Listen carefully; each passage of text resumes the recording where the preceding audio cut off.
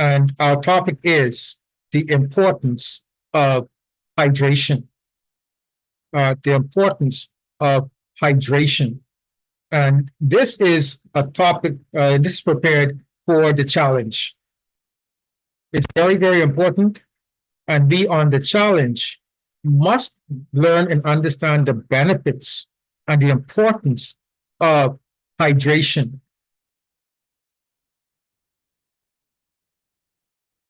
And while going through this, a lot of things will come to mind, especially when we come across the symptoms of dehydration.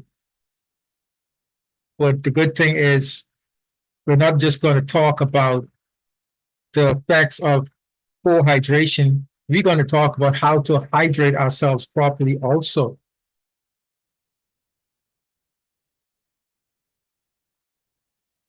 Okay, opening up my screen here.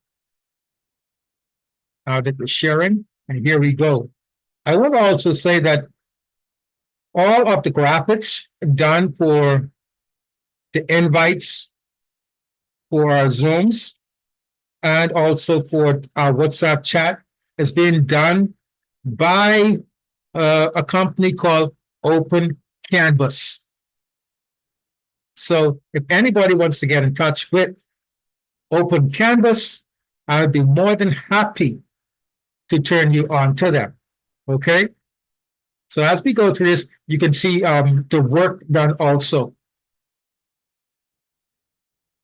Importance of hydration. Nice bottle of water. And I think it is should be alkaline. And we know that I am presenting for a Kingdom Lifestyle Modification Challenge. We have a thermometer here to indicate points of interest.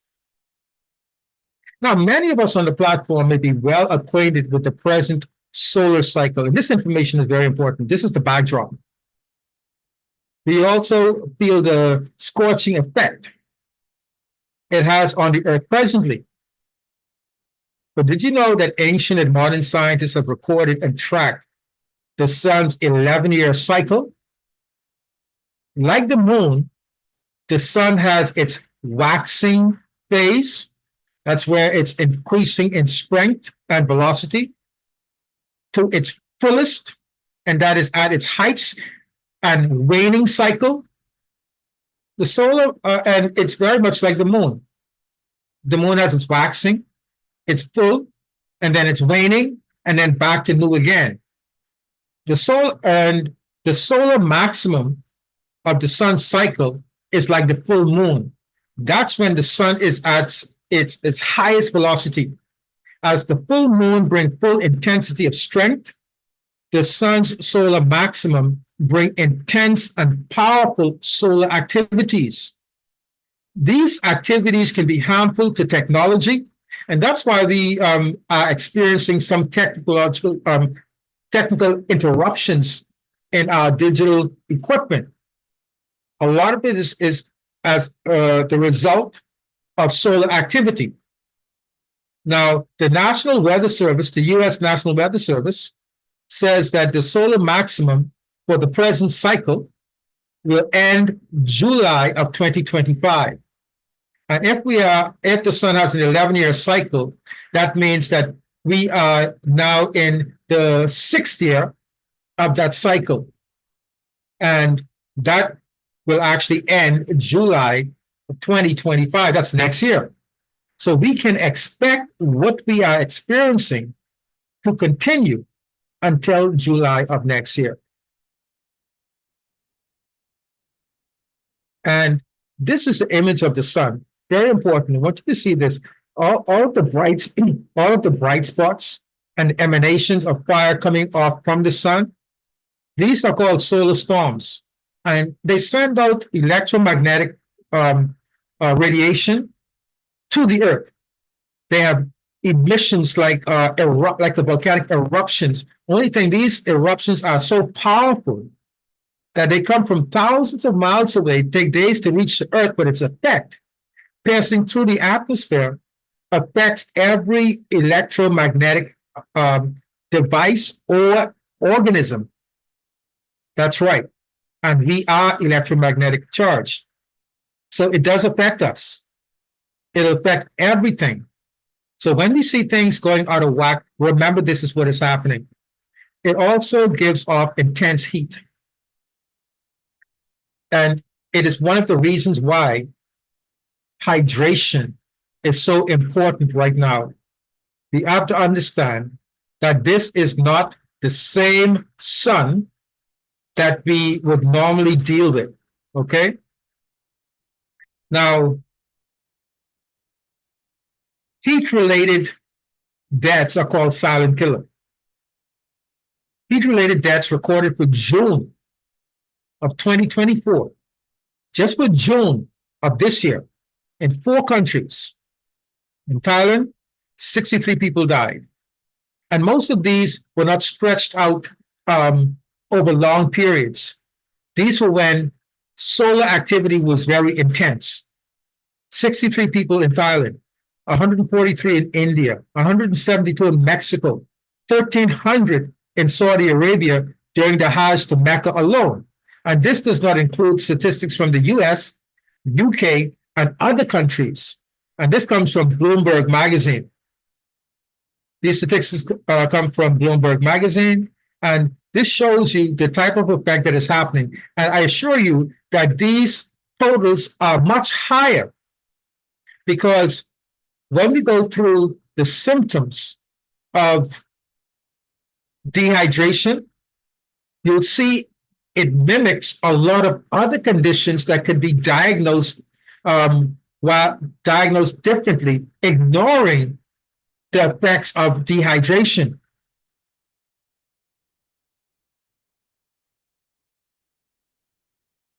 And like I said, it's not our regular heat. The entire Earth has and will continue to be exposed to the solar maximum event, which is scheduled to continue until the month of July 2025. We have to stay hydrated. We have to be mindful about our hydration. During this period, it is important to remember and remind those around you to stay hydrated. And it's a good thing when we remind others, because when we remind others, we're actually reminding ourselves at the same time. Did you drink your water? You ask someone, did you drink your water? Then it clicks, oh, I'm asking her or him if they drank their water and I didn't drink mine. Got to get mine now. And the extreme heat that we're experiencing is a major factor in dehydration. So tonight, we're going to talk about what is hydration, what is dehydration and its cause, symptoms and effects of dehydration, methods of addressing dehydration, and then our conclusion, tips for good hydration. Then we'll close as usual with discussion, questions, and comments. So here's your introduction. The CDC, Centers for Disease Control, US, report indicate that 75% of the US population, which is a template for the countries in the Western Hemisphere, suffer from chronic dehydration. Look at it, 75%. You could say of the people in the West suffer from chronic dehydration. Chronic means that it is ongoing. No matter what the season is, people are not drinking enough water or replacing body fluids and minerals. The human body is said to be made up of approximately 60% water. That's right. Our whole body is 60% or more water. And our brains and our hearts, 73% of our brains and our hearts is made up of fluid. Now, according to Dr. Douglas Graham, Dr. Douglas Graham is one of my professors at the University of Natural Health. And in his book, The 80-10-10 Diet, he says dehydration is considered a contributor to more diseases of lifestyle than any other single factor except fat. Simply put, dehydration contributes to your high blood pressure. It contributes to diabetes. It contributes to heart attacks. It is a contributor that is usually ignored. When he talks about lifestyle, he's talking about the things that we do or don't do that benefit us health-wise. And of course, he says the only other single factor that contributes in this proportion is bad fat. He says fat, but he's referring to bad fat. Now, what exactly is hydration? Medical dictionaries and thesauruses define hydration as the process of adding fluid to your body. When you add fluid to your body, you are hydrating yourself. Being in a hydrated state or having the correct proportion of water and electrolytes in the body to sustain good cellular functions. Again, being in a hydrated state, that is, having the correct proportion of water and electrolytes in the body to sustain good cellular functions. That means if the body is made up of 60% water, we need to maintain that 60% of water in the body. And at the same time, we're losing water, so we have to make sure that we're putting back the water that we're losing. And hydration is the process of putting it back. And we're not only losing water, we're losing very important electrolytes. These are alkaline minerals that are essential for the body's function, for cellular function. And that is the basic unit of the body. Our bodies are made up of cells, then tissues, moving from tissues to organs, to muscles to organs, and the organs to organism, and we are organisms. Well, the cells, if the cells are not functioning properly, then the organism will not either. In addition to that, when the body has its 60% or more water that it needs to keep the balance, then toxins in the body are not concentrated. And I'll share what I mean by concentrated. And after I'll give you this quote again from Dr. Douglas Graham. He says that when the body's toxin to water ratio is skewed or off in the direction of toxins, in other words, when there are more, when there's a concentration or more toxins in the body than water, then your cells cannot function. Cellular function is compromised. It's like when you purchase something like concentrated dishwashing liquid, you know that you can still get strength that is so potent that you have to water it down and you will still have strength from the water down. Now, when the body loses water and the water normally dilutes the toxins, that means it allows the toxins to become concentrated, and that causes sickness. And that's why detoxing, eliminating the toxins is so important, and why water is so important in detoxification.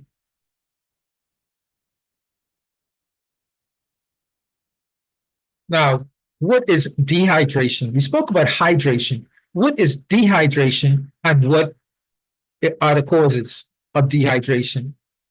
Dehydration is the state of having insufficient water and electrolyte minerals in the body to create balance needed to properly assist cellular activity. So dehydration is the opposite of hydration, the state of having insufficient water and electrolyte minerals in the body to create the balance needed to properly assist cellular activity. Continued, it occurs when an individual loses more fluid than he or she consumes. And we lose fluid more than we think. The loss of bodily fluid is accompanied by loss of electrolyte minerals, which are important, as I said, to or for cellular function. This imbalance also leads to the toxin concentration. The fluid also help to, because the fluid helps to dilute the cellular metabolic toxins, and cellular metabolic toxins are waste that occur just from the cellular activity to create energy for us to live. That's the byproduct. That's the waste. The waste is toxins, and the blood normally take it away. And the blood has to be so fluid and diluted in order to do that. When we are dehydrated, the blood becomes thick, and it's thick because the toxins are concentrated in it. And this begin deterioration at the cellular level.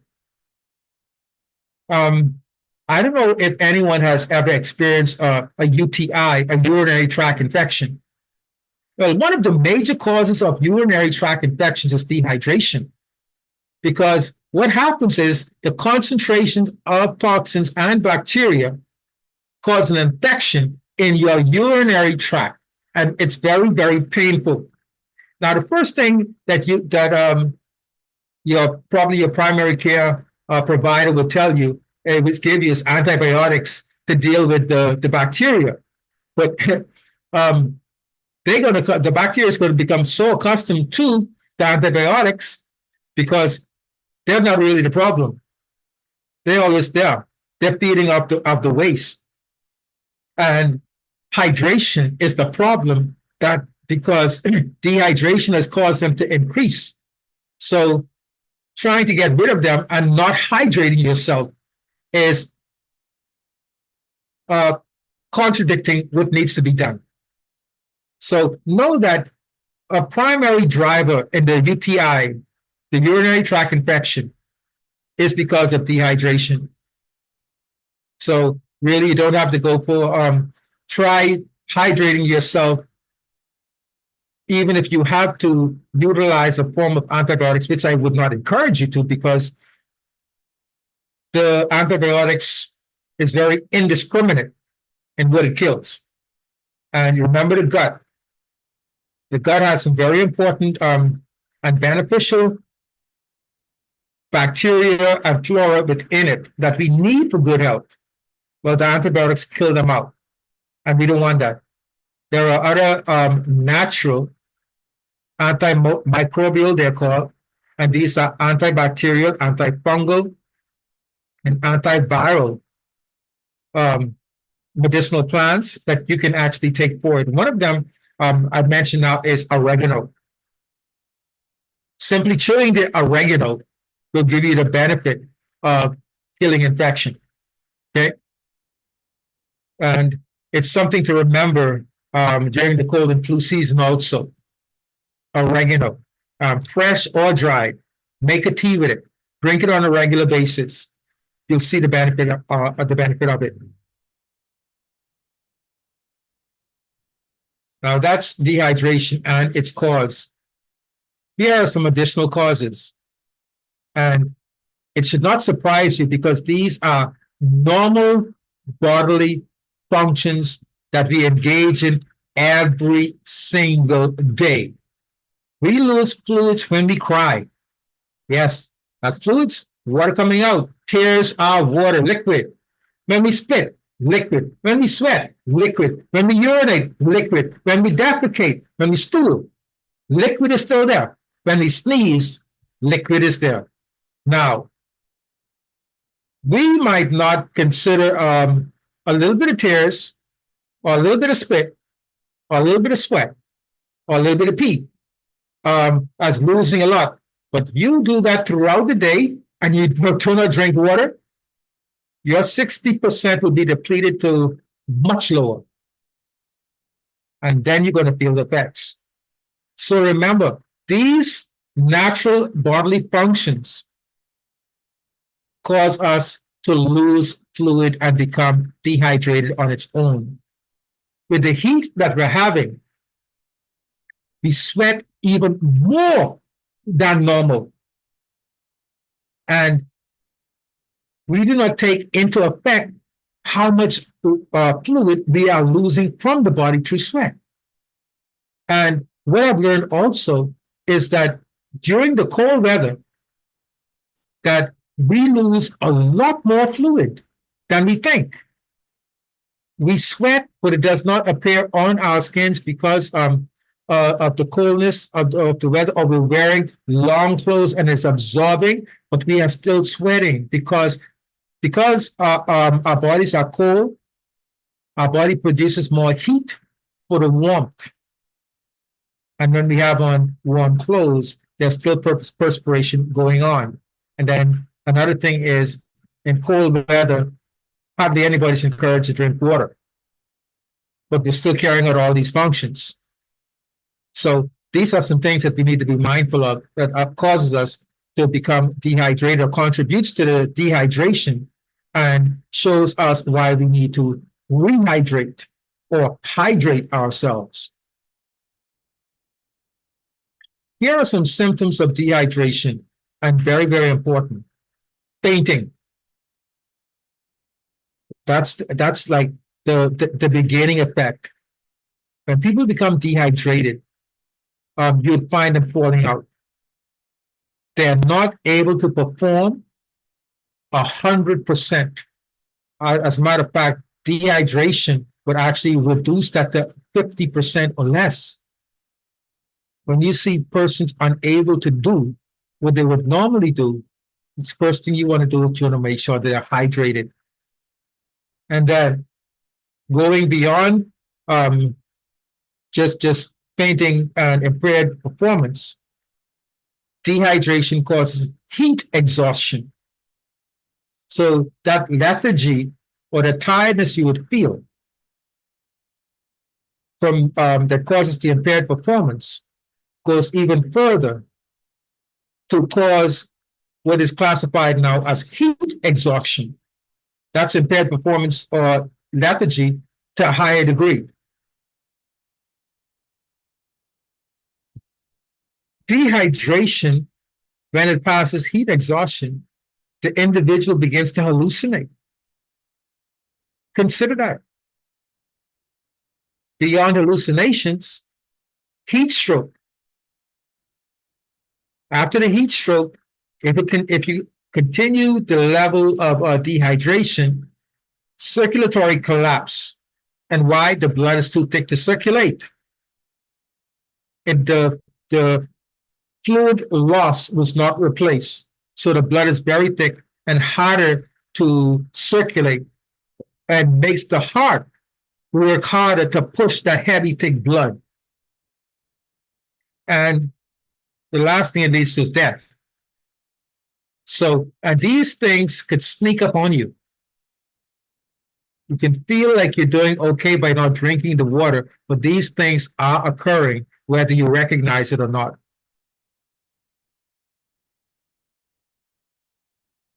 Here are some more physiological effects of dehydration. When you and what we have here is basically a chart. We have on the left side the percentage of body weight lost as sweat. And this is sweat. Imagine now you're losing through the other means: the spitting, the crying, the sneezing, the coughing, the urinating, and the defecating.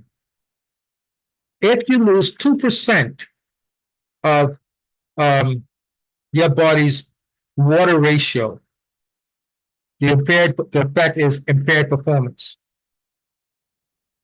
If you lose 4%, the result is the capacity for muscular work declines.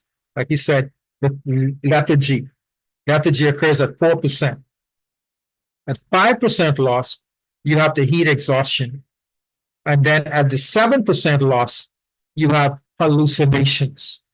At 10%, this is the danger zone. So I want you to think about that. 2%.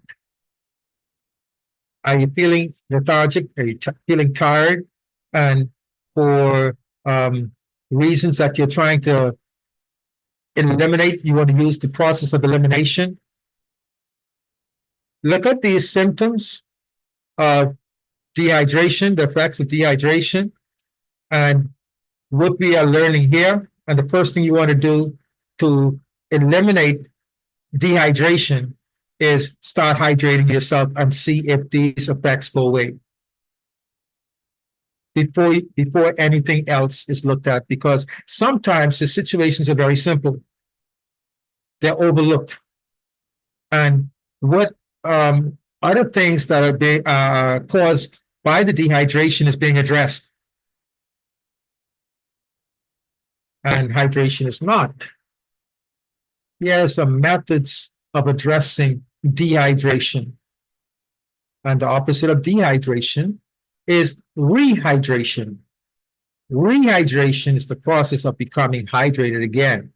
Rehydration is the process of adding fluids to adequately replace the fluid lost. You lose 2%, you replace 2%. It takes approximately 15 minutes for fluids to move from the stomach to the bloodstream, and from the bloodstream into the cells where they're needed. However, when we are dehydrated, it could take as long as 45 minutes, 3 times the normal time, for the fluid to move from the stomach to the blood. So it's almost like emptying a 5-gallon bottle and starting to refill. The emptier the bottle, the longer it takes to refill, because you have to put more water in.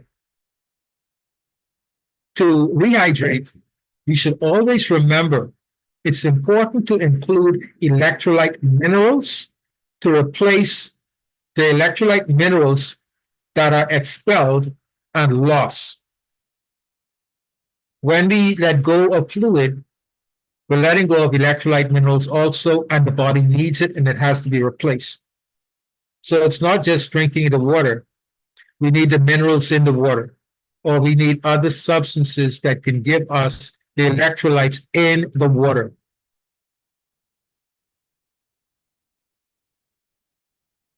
Best methods of rehydration: drinking water at room temperature with electrolytes. And I have your IP available, but we should try to make it available. And here is something. Watery fruits are both alkaline and filled with electrolyte minerals.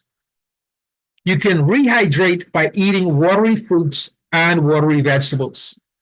The water from those products is nature's best. That is what we should go for, along with drinking water for hydration. And I call coconut water the king of rehydration, because it has the complete panel of alkaline minerals, or the electrolyte minerals, in it to help the rehydration process. And I'm not talking about the processed coconut water that you purchase in the can, because much of it is just coconut flesh with water and sugar, and that's what you're paying for. But I'm talking about the natural coconut water you get from the tree, or if you can find a product that is as close to nature as nature itself, then that would do.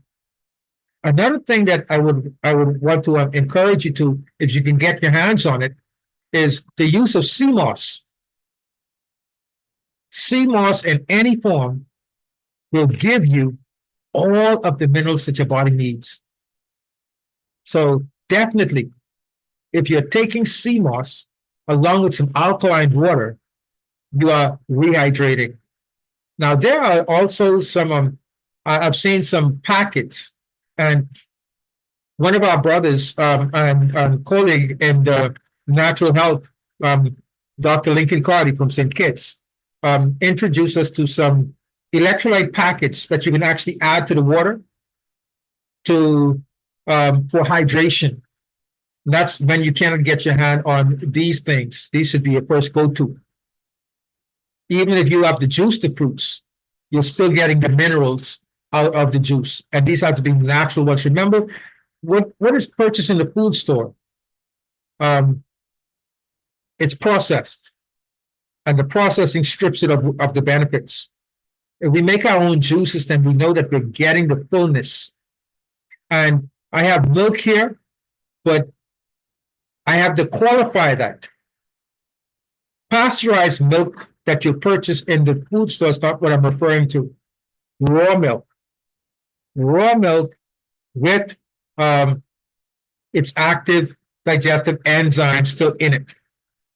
That means that it comes straight from the goat or the sheep, which are the best sources for human consumption, and lack of them, then you'd go to a cow that has not been given antibiotics and other type of steroids that you'd actually be drinking in milk. So these are good methods of rehydration, and this is being recorded, so you will have it in the chat for review and also for sharing. Have you felt any of these? Dry mouth, dizziness, confusion, dark urine, muscle cramps, headaches, elevated heart rate? All of these are more symptoms of dehydration. So when you feel this, and these are things you could recognize, and when you recognize it, the first thing to do is hydrate yourself. Okay? Hydrate yourself, hydrate yourself, hydrate yourself. Remember the solar cycle that is going on, actually putting us in a more precarious position, a more dangerous position. That means that we need to double up on the hydration because we're losing much more than we think. In addition to that, persons over 40 tend to lose the thirst initiative and really don't get the thirsty feeling, but they do get the effects from the dehydration. Therefore, we who are older than 40 should set up such a disciplined routine of drinking water at specific times throughout the day to ensure that we get in us what is needed to replenish what was lost. And you ask, how much water should we drink? Well, half of your body's weight in ounces. Okay? If you weigh 100 pounds, then you want to be drinking 50 ounces of water. So whatever your weight is, cut it in half, convert those pounds to ounces, and that's how much ounces of water you should be drinking throughout the day. And what you would do is divide up the amount of ounces to be drunk within certain hours during the day. And over the weekend, we talked about dehydration. And it was Apostle Webb who mentioned that it's good to stop at a certain time so that you're not going to the bathroom frequently through the night. And that is good advice, especially as we get older and there are other situations happening. We should actually make sure that we're getting in our water early in the day so that in the evening, it is not problematic for us. Okay? So here's the conclusion and tips on hydration. We drink small amounts of water at set times throughout the day, as is recommended. 4 to 8 ounces every 2 hours, say. And that's not much. If you can drink more the better. Okay? Have a cutoff time. Consume fruits and vegetables high in water content. This will actually add to the amount of water that you're getting in. So if you're not getting in everything from the electrolyte water, then you can get the rest from the fresh fruits, vegetables, like watermelon, grapes, berries, and definitely coconut water. What we also want to do is reduce as much as possible or eliminate highly processed foods. I'll tell you why. And I'm going to use an example: rice or even grits. You can only cook it if you add water. And what happens? That processed food absorbs the water and it causes it to swell because in the processing, it has to be dried out for preservation, and then water re-added to soften it up in most cases. And many times, those grains that are expanding are still expanding from the water, the fluid that are coming in contact with within you, therefore taking again a lot of the fluid availability from the body. It tends to rob bodily fluid rather than contribute to the fluid. It's a difference between eating a watermelon and eating a bowl of rice. Then, of course, I purposely gave that information about the solar maximum because we need to be mindful that the sun that we are being exposed to is different. So avoid long hours in the sun, especially when the temperatures are high, because we had some high temperatures this summer and expect high temperatures again next summer. And that's why the seas, especially around the Caribbean, are so hot. And one of the reasons it's so easy to manipulate a hurricane. And I use that word on purpose. So that is the conclusion. Stay hydrated. Kingdom Lifestyle Modification Challenge participants. And at this time, we're going to go to some comments, questions, and as usual, thank you.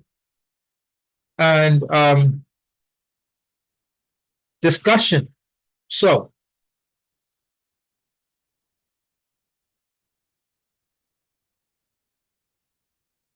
do we have any comments or questions?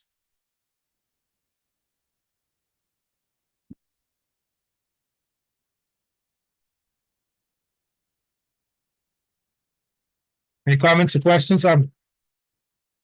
Was the information surprising? The effects of dehydration? Yes. For me, yes. Yes. Yes. And that's good that you said that. I want to encourage everybody, carry your water around with you.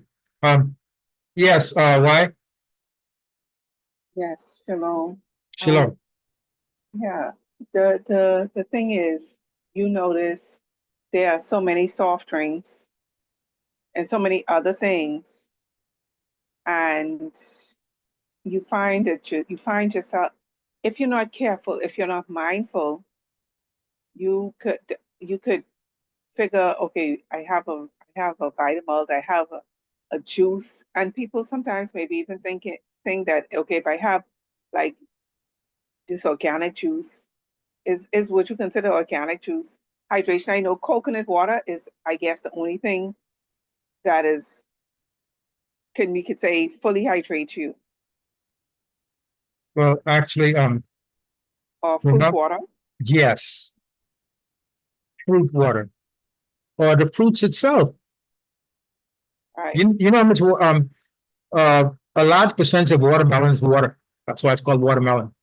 So you're actually you're getting alkaline water with its its minerals at the same time, and all the other benefits that goes along with it.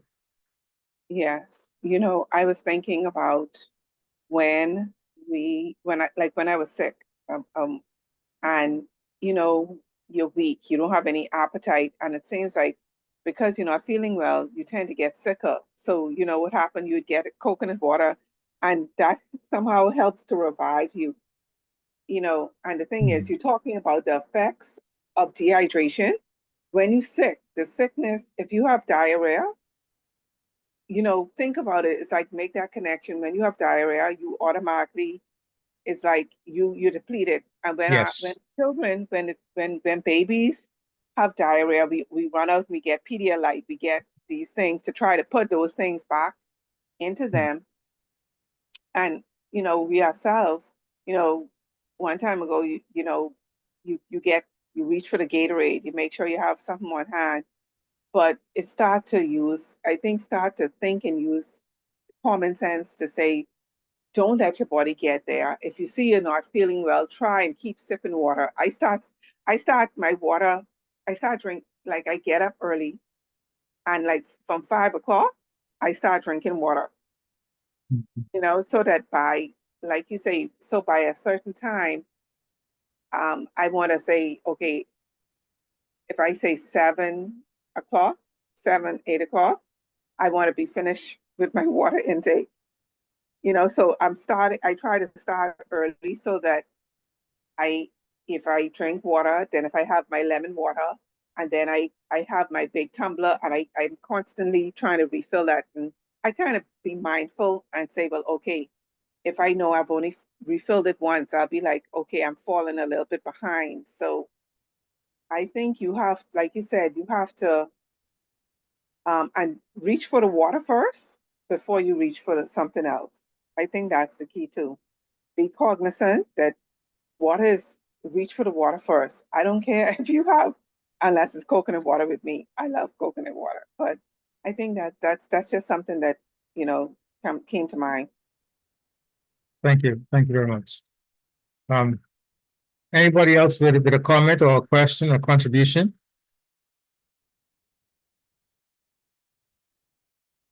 And I'd like to welcome Nikki and Justin. Sorry, Tina. Go right ahead. The drink that has the sea moss in it, is that known as the drink as well? You mean like the Irish moss and Yeah. yes, sea moss, itself, and the good thing with the minerals, heat does not destroy the minerals. So as long as you have the sea moss, you have the minerals. The vitamins might be destroyed because of the heat, some heat sensitive vitamins, but definitely you'll get the minerals, and the minerals are what you're replacing. So if you have sea moss, and the sea moss is normally prepared in a thick fashion. So what you want to do is take the sea moss and then drink water. I That's bought where, the powder, so I or the didn't powder. able to add it to whatever Add it I to the water. prepare. Yes. Very good. And that's what we do. We think about it. Do not reach for the Gatorade. Okay. You might be trying to deal with one situation and hurting another situation. Let's go natural. Remember our journey. We are actually returning to our original state, what we should be doing. And what we should be doing is what maintains the good health. Any other comment or question?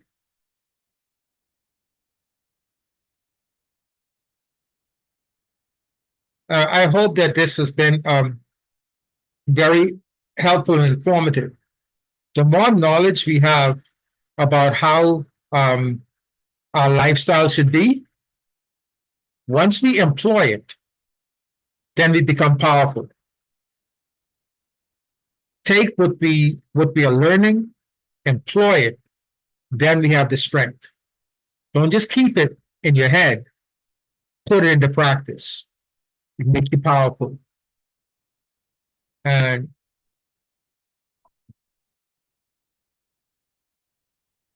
Hello.